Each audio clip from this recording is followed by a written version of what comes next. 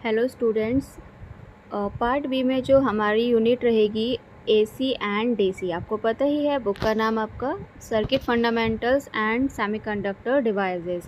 इसमें जो ये फर्स्ट यूनिट है आपकी वो है DC and AC circuits. DC means आपको पता ही है बहुत अच्छे से डायरेक्ट करंट है ना, और AC means alternating current. First topic जो इसमें रहेगा वो आपका रहेगा growth and decay current in RL circuit. दो बातें समझने की हैं, ग्रोथ और डीके प्लस आरएल सर्किट। क्या होता है इसका मतलब? भाई ग्रोथ का मतलब होता है किसी चीज़ का इंक्रीज़ होना, ठीक, और डीके का मीनिंग होता है किसी चीज़ का डिक्रीज़ होना।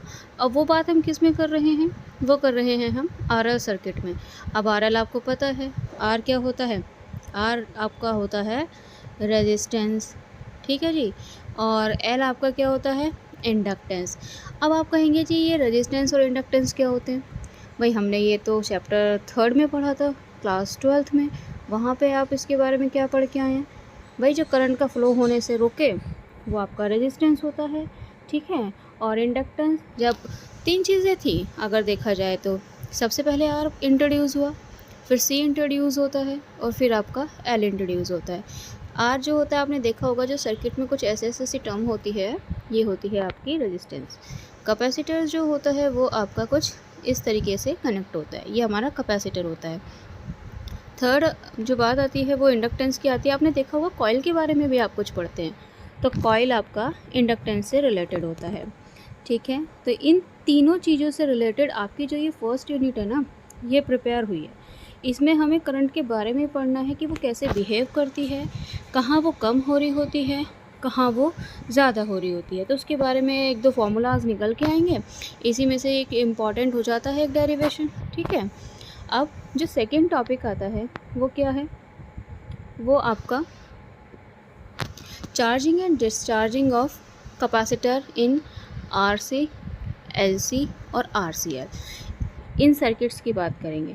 अब इसमें क्या होता था, तीन की वजह से आर एल सी आपके बनते थे पूरे 7 सर्किट।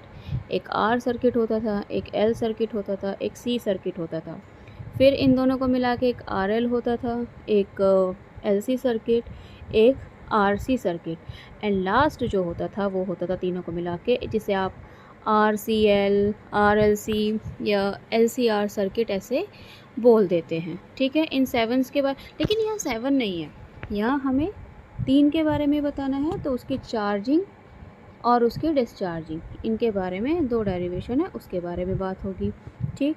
फिर आती है टर्म नेटवर्क एनालिसिस। बहुत सारे जो हमारे सर्किट्स होते हैं इलेक्ट्रॉनिक्स में, उसमें सर्किट्स होते हैं, ठीक, उनको सॉल्व करने के लिए कुछ थ्योरम्स हैं। इसमें से इम्पॉर्टेंट जो है वो Norton theorem and Thevenin theorem, ये 2 हैं। बट सुपरपोजिशन इजी टर्म है, समझ में बहुत जल्दी आ जाती है, पर हाँ छोटी है इसलिए ज़्यादा पूछी नहीं जाती। लेकिन थेवेनिन और नॉर्टन दोनों एक दूसरे की अपोजिट है, दोनों में से एक इम्पॉर्टेंट है। रेसिप्रोसिटी पता होना चाहिए, आती तो नहीं है पर कभी कभार आ जाती है।